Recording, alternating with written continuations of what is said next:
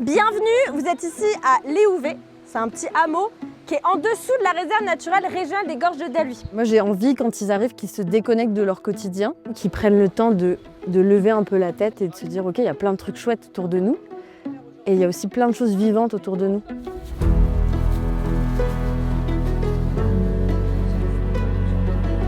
Depuis qu'on est parti du parking, on marche sur un chemin qui est tout dalle. Est-ce que ça t'inspire?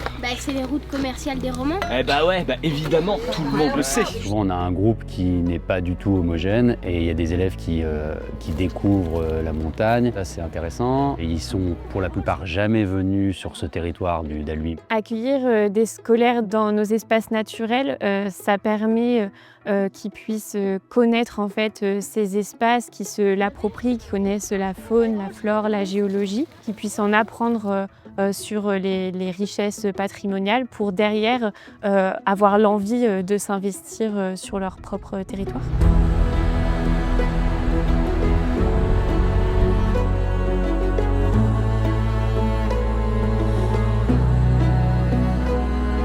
Ce qui est marquant quand on arrive dans les gorges, c'est évidemment la couleur rouge de la roche. C'est ce qui fait ces paysages un peu singuliers, un peu spectaculaires. Et c'est une histoire vieille de 280 millions d'années. C'est une zone aussi de transition entre les écosystèmes méditerranéens et alpins, qui va de 700 mètres à 2000 mètres d'altitude. Donc ça crée du contraste, donc une diversité d'habitats naturels qui s'y développe, avec une faune et une flore assez exceptionnelles.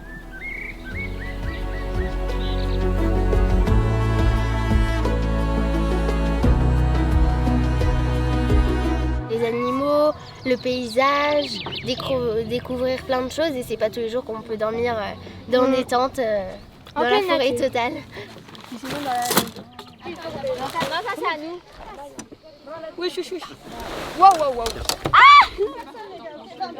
Mon moment préféré, c'était genre quand on est arrivé, qu'on a tout monté, qu'on a posé ça, qu'on a observé la vue, qu'on a monté les tentes, puis les chamallows, puis l'astronomie, genre vraiment ça a été le meilleur moment.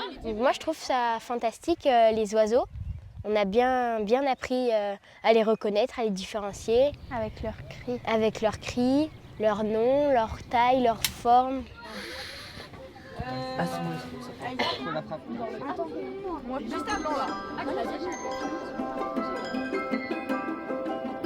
En fait, cette étoile, il se trouve qu'elle est très exactement au nord.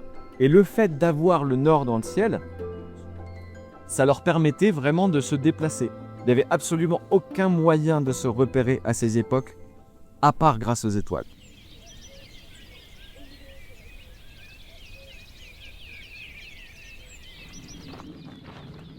C'est la première fois que je suis fière de faire la vaisselle, hein, dis-toi. Moi aussi. Je prends toute l'eau. Vous allez noter pendant 5 minutes tous les chants d'oiseaux que vous entendez. Vous allez devoir les placer par rapport à vous.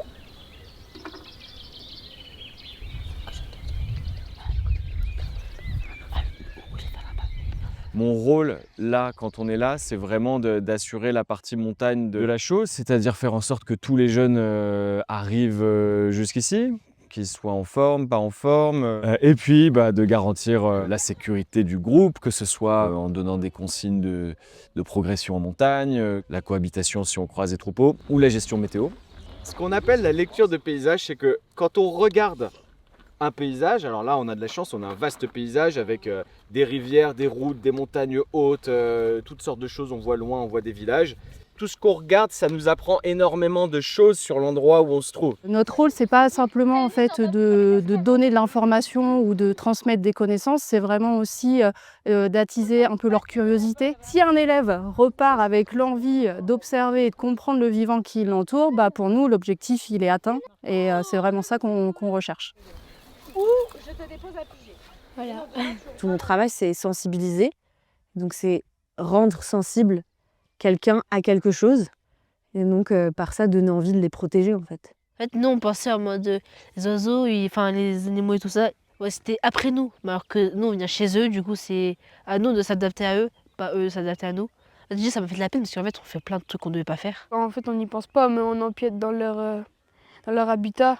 Nous, on pense qu'on est chez nous, mais c'est pas du tout ça. J'ai vu des élèves qui se parlaient pas normalement se parler. Je trouve que sur ce camp, il y a une ambiance juste assez incroyable. Donc, à plein de niveaux, je pense que déjà, il y a des effets positifs.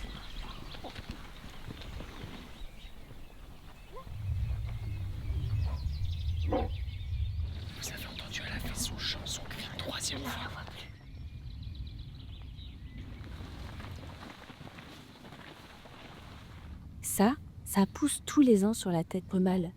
Et ça tombe tous les ans. Et ça repousse, et ça tombe, et ça repousse. Il y a le hibou moyen-duc, le hibou petit-duc et le hibou grand-duc. C'est le plus gros spécimen qu'on pourrait trouver ici. Et c'est la taille réelle du hibou grand-duc. Oui. Transmet aux enfants et eux, ils vont transmettre aux parents, éventuellement aux petits frères, aux petites sœurs, aux grands frères, aux grandes sœurs. Ils vont être passeurs d'un message.